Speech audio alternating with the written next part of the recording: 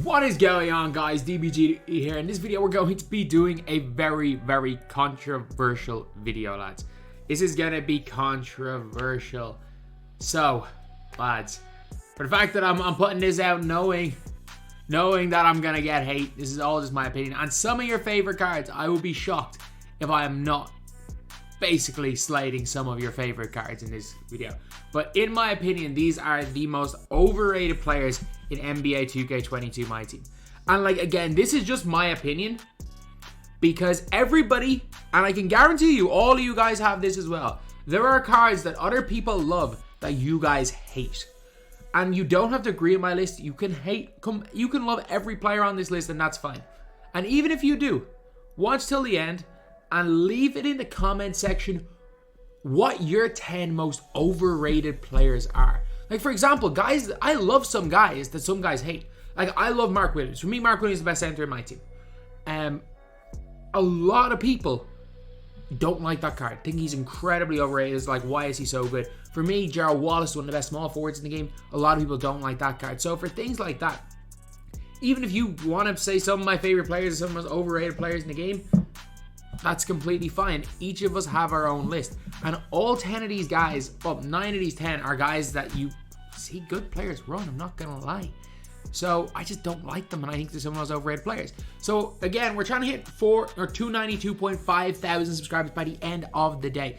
Waking up tomorrow for the dev blog stream, we're trying to 292.5k. But anyway, now let's get on to it, lads. So we're going to be going on to one of these cards first, and it's Kurolenko. AK-47 Dark Matter. You see, this guy, I still hear people arguing that this guy's not a bad player in 2K. He's just way worse Danny Ferry for 3.5 times the price. 98 on quick, perfectly fine. Player build, not great. Dribbling, not great. Defense, fine. He can't really hit shots. He can't get his shot off well. His defense is pretty solid. That's about it. Badges-wise does not come complete. Badges-wise comes fairly complete, but it's kind of lacking in some important ones. And for 35k, and the fact that it's not only he's 35k because he's kind of rare, 35k because people still use this guy. I still see guys running with him. He has to be. He has to be. And this isn't even just all overpriced. These are just cards that are overrated. I really dislike AK. Did not like him even when he came out. Then we've got in my opinion, the most overrated player in my team. Bobo. I have Bobo on my main account. I hate Bobo. Like, for me, Bobo is closer to Mo Bamba. He's closer to Mo Bamba than he is to, like, Shet or, like, Wilt. And, like, I've heard people basically saying that he's a Chet type player. And for me, hell no. Chet does literally everything better except he's a little bit smaller. He is a little bit smaller, lads. That's the only thing that Chet does not do as well as Bobo. But Bobo doesn't really move that well. His jumper is nice, but he gets contested with everything. If someone is within, like, Chet, his release is so quick that it's hard to contest. Like, it's not set shot 25 quick, but it's not that far off set shot 25 quick. It's D-Rose, like. So he gets some crazy shots off, whereas Bobo is contested on everything. In fact, he's 150k. Crazy. This guy is not a top 5 power forward in my opinion. Then, the most controversial one on this list. Invincible Luka Doncic. And let me explain why. This Invincible Luka, it says here 315k. Is going to go for 2 million MT. He's going to go for 2 million MT. But yeah, I'm not going to lie. 95% of people will play the exact same way with this Luka. Or they will play the exact same way with this Luka right here. They'll play the exact same way, lads. And what that means, basically, is that unless you are going for those behind the back and trying to dunk and go to the basket with Luka, in most cases, in most scenarios, the only real thing people do with Luka is shoot heavies and they go in. And the power within Luka does the same thing. I think that the gap between the invincible and the power within Luka is big, but it's not that big. Like, I'm cool with using your old Lukas. Like, I think it's one of the weirdest upgrades, like, especially because you're paying. It's the difference between, say, even this Luka here, it's the difference between $250,000 and $2 million.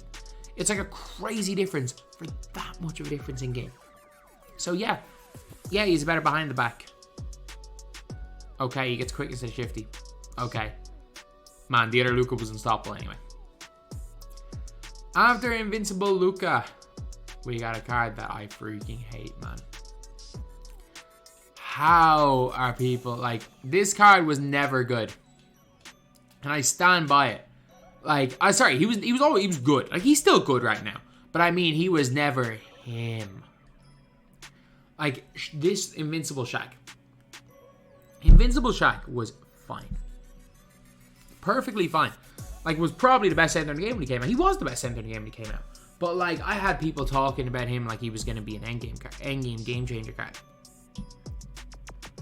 And I remember during my gameplay with him, I realized, like, halfway through my gameplay, I'm like, Shaq feels like he's about 75 speed. He feels so slow. And he's got Gatorade symbol in 3 minutes, even with 99 stamina. So I was just like, maybe Shaq's not all they made him out to be. And as time's gone on, his player build isn't even that big of a factor, because we've got the Tacos of the world, we've got the Mark Williams of the world, that not only are going to compete with Shaq, they're going to bully Shaq. Will Shaq bully, for example, a Ben Wallace center or a Ewing? Yeah, but like, will he bully Boban? No. Like, Shaq's on a top 10 center in my team, and he's by far, he's without question, the top 10 price-wise. It's really not the greatest card in the world. Then, Bo Cruz, Juan Hernangomez. It's just his player build. It's just a player build issue with Juan Hernangomez. Like, Juan Hernangomez, for example, and I'm trying to think someone has a big player build.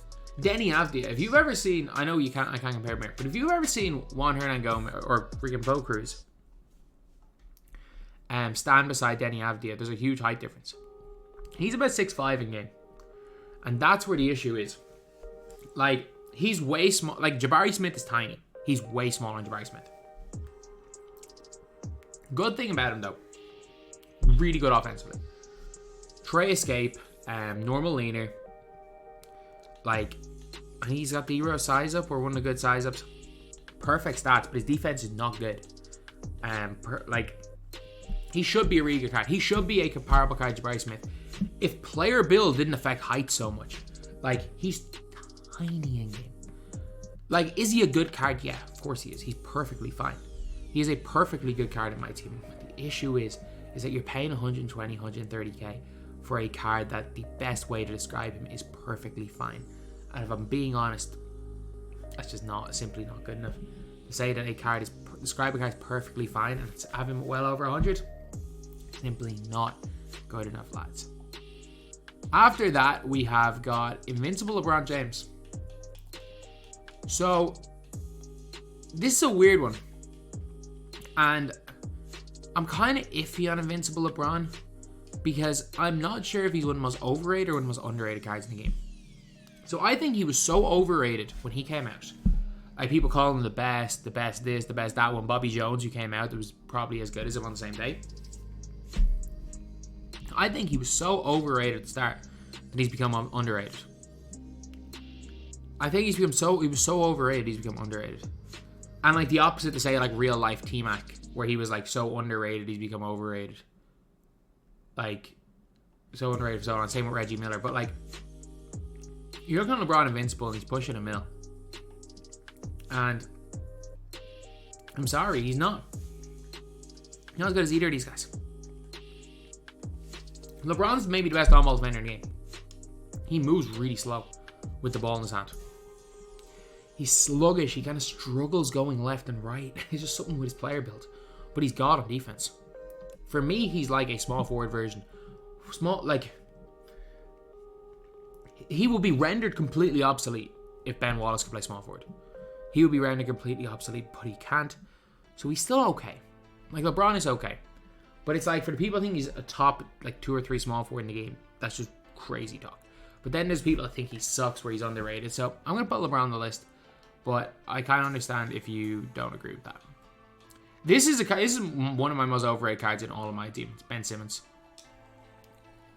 So Ben Simmons, and I'm not talking about this Dark Matter Ben Simmons because he's going for around 100k. I'm talking about the 1 million MT Ben Simmons right here. I'm talking about this 1 million MT Ben Simmons. Lads, like, Ben Simmons. The whole purpose of having Ben Simmons in your team is so that you have a 6'11 point guard in your team. His jumper's not that good. It's fine. It's greenable. But it's no better than Domantas Sabonis's. Domantas Sabonis is also a 6'11 point guard that does 95% of what Ben Simmons does. And I'm being completely honest. Just get the cheap bet. If you really want Ben Simmons, just get the glitch one. You're not going to notice the difference. Like, the glitch Ben Simmons is not on this list because he's around 100k. But I'm not freaking not putting a 1 million MT Invincible Ben Simmons. Invincible Ben Simmons, in my opinion, is not as good as Dyson Daniels. He's not as good as Danny Granger. He's obviously not as good as Luka. Not as good as point guard MJ. Trying to think who else is there at the point guard position. He's better. He's definitely better than Sabonis, but he's not enough better than Sabonis to, like, say he's a god tier player. And depending on what way you play the game, he might not even be better than Jaden Ivey. Like, if you are, like, Jaden Ivey's legit. And if you don't need height at your point guard position, Jaden Ivey's freaking him. He's like D-Rose 2.0. He's like bigger D-Rose. I'm not going to go that far, but still, like, Ben Simmons is a mil MT for a card that is highly unlikely to be in the top 3 point guards in the game. And then obviously, sorry, he's not even close to being Magic Johnson either. But, like, he's fine. He's a perfectly fine card. He plays a role, but he plays a role that Sabonis plays almost as well as him. I mean, you got guys hyping up Ben Simmons like he's the best damn player in the game. He's not.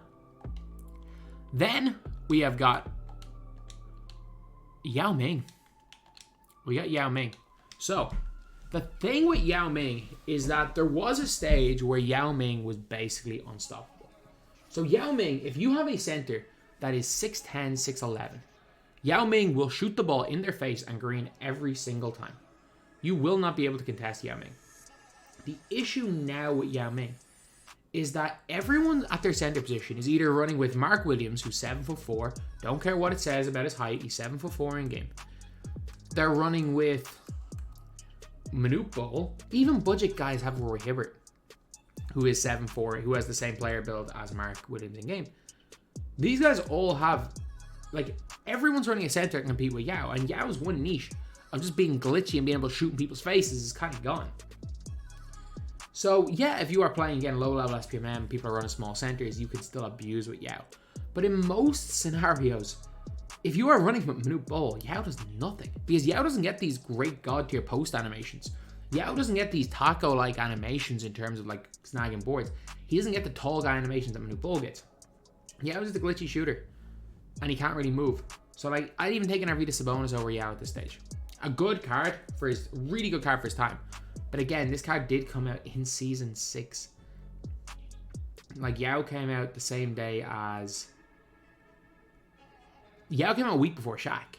Like, he came out with 3 weeks to go in Season 6. So it's not like he hasn't had his time, but his time is definitely not now. And then last up on the list, we have got a good card, a really good card. Kawhi Leonard Invincible. Again, another card that's 600k. And is Kawhi even better than Rudy Gay? I don't know. The issue with Kawhi is god tier on defense. 99 every stat. We know what he does.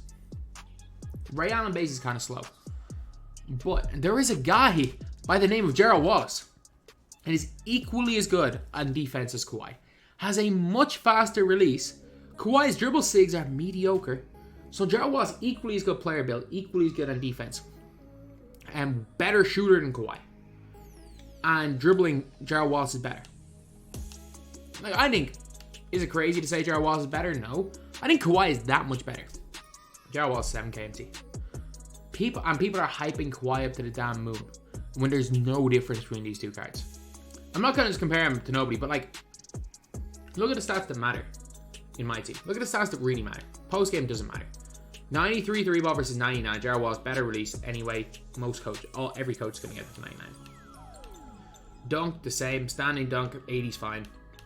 Ball handle diminishing returns past 86. Defense. exact, like, again, one defensive leader player, 99 everything. Rebounding doesn't matter on 2-guard. Speed to ball and acceleration, so close it makes no odds. Lateral quickness, the same.